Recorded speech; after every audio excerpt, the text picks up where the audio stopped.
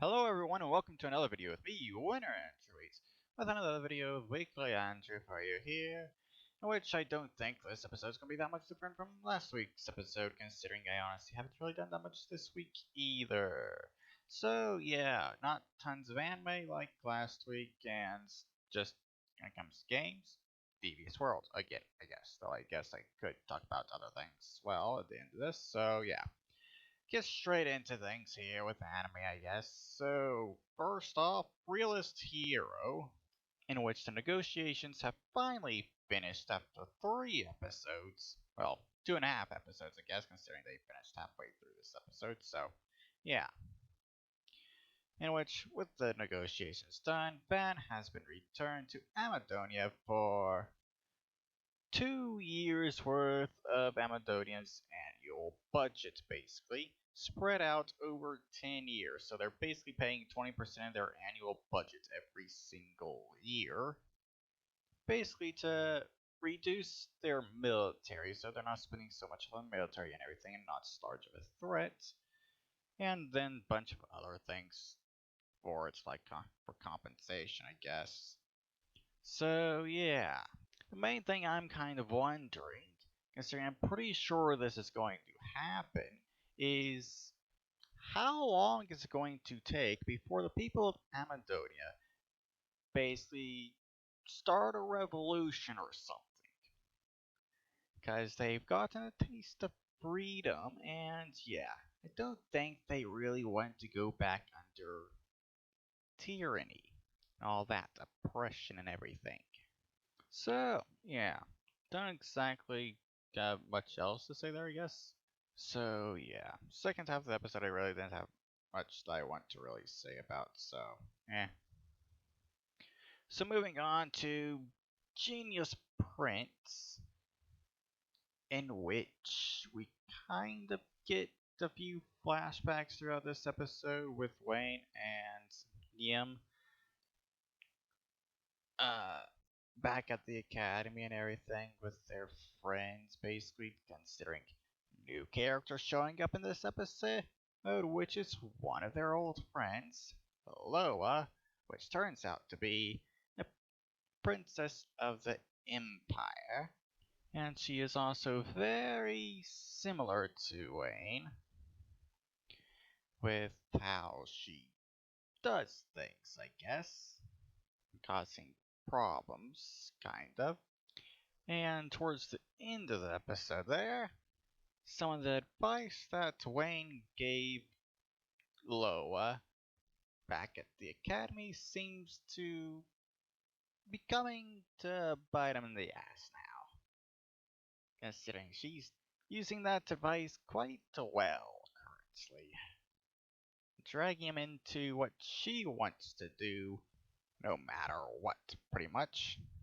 Though I'm not exactly sure what she's actually trying to do, besides take control of the Empire.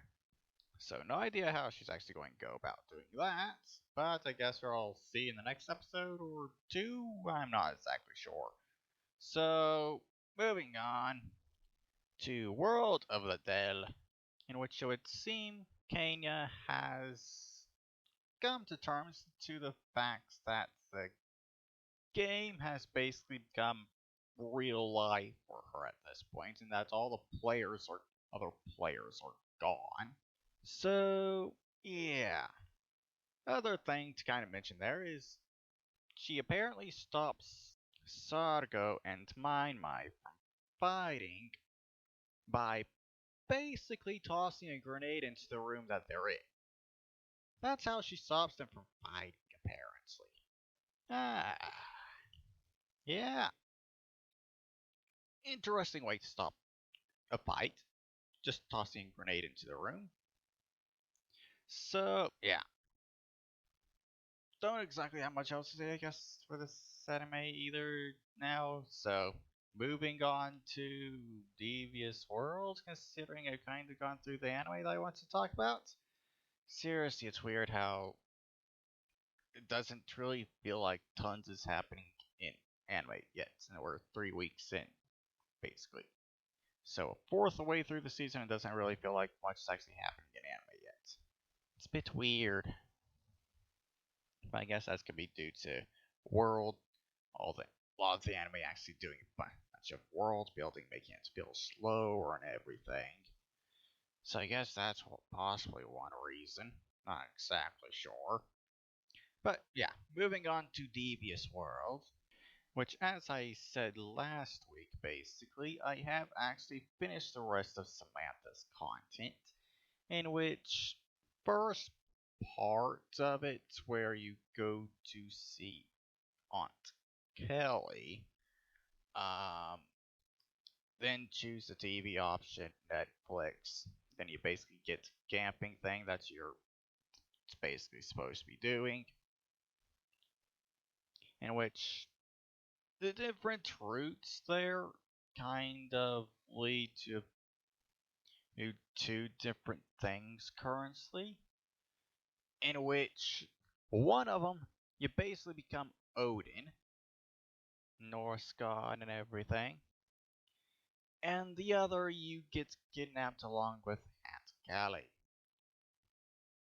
Yeah, go some completely different directions due to a single choice, but yeah, not much else really going on there considering most of the options don't actually aren't available yet and everything, so yeah. So going back to basically poke around the house option, then go to the curio room. From that point, you become a genie, basically.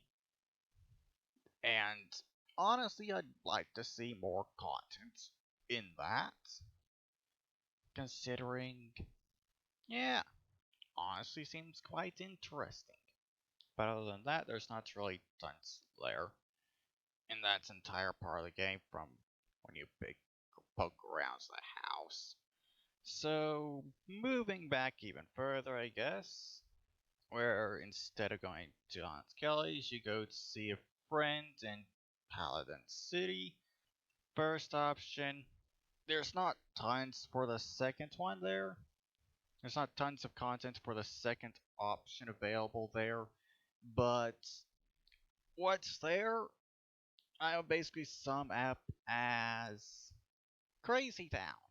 Considering I don't really know how else to actually explain that. Though, you basically become a hostage of supervillains.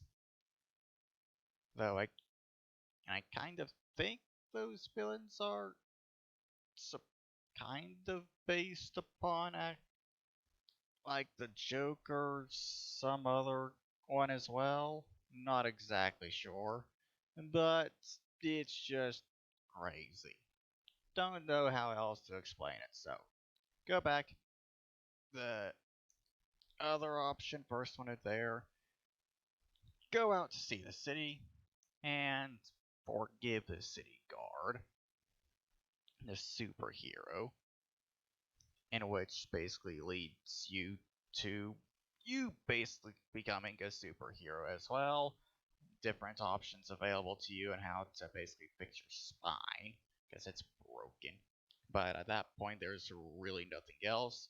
So the don't forgive the city guard option, which is where the majority of the content for all of this is that I went through this week. So yeah, basically anti-hero or super villain. I don't really know exactly which that it is, considering the characters kind of seem like super villains at times, but also seem like anti-heroes to me at other times. So I kind of can't really tell if it's which they are, but I'm just going to guess they're probably just super villains. So yeah, go that route. You end up going that way as well, of course. And due to the amount of branching options that this entire area has, it's kind of would take a while for me to really go over things, so I guess I'll try and just sum things up as quick as I can. So, part of it has it where you get injected with the animal DNA or whatever to unlock your full potential or whatever, One of them is a dragon, another is a snake. So you kind of come some weird thing with both of those. And there's a cybernetic option, which you basically end up becoming an android or something, in which uh, you there's an option which will basically make it to where you're a singularity that's going to integrate all of humanity. So, guess the Borg is what you basically become, or whatever. Not exactly sure. Another option is basically just a normal route there, in which you go through tons of books, basically reading a giant manual on how to actually control your body at that point. Then the third option that's actually available, kind of similar to the first one that's available there, ends up making you a succubus, or just super smart, or great in general. The third, the great in general option basically making you an ascended version of humanity is the best way to put it, really. So, yeah. Lots of content amongst all of that on the super villain route. So, yeah. So, staying in the Paladin City area and everything, instead of going out to the city and you stay in, you kind of get more with Molly, which is the friend that you're actually visiting. And, well, yeah. What's available ends up kind of being a wholesome love stuff, romance thing, which is honestly very nice considering things. So, in general, wholesome lesbian stuff with Molly. That's basically it. Which kind of just ends and doesn't really continue. I don't actually know exactly how long it's been since that was updated and continued, but I would really like to actually see it continued more, considering I feel like the game kind of needs some more wholesome romance in it. Considering I love my vanilla romance and everything. I know the game's called Devious World, but all the vanilla stuff, wholesome romance and everything, I really enjoy those. Don't know if it's due to how well it's written, or if it's just due to the fact that there's not that much in the game. So, yeah. Really enjoy this stuff and would like to see more of it. But, yeah. That's basically everything for Devious World done, I guess. So, that's basically everything I know of that I want to talk about done. So, I guess I could talk about a few other things. Corrupted Kingdoms. Yeah, get myself around to actually playing that, considering I don't think I've actually touched it in like 2 months now, which means it's gotten 8 updates because it updates weekly. So yeah, that's something I seriously need to get myself around to actually continue playing again. Don't know exactly how much story has actually been added, considering updates weekly, so not much being actually added each week, so kind of hard to tell the amount of progress going on, for me at least. And then there's also Now and Then, which has already got to chapter 24, so quickly approaching the end of that game, I guess, at this point. I need to get myself around to actually playing that as well. And I guess there's a few other things I could also try and play, but I'm not exactly sure. There's also Winds of Destiny, which updated like 2 months ago. I still haven't actually gotten around to playing it. But, yeah.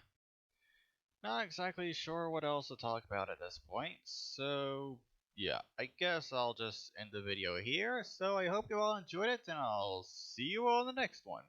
Bye bye.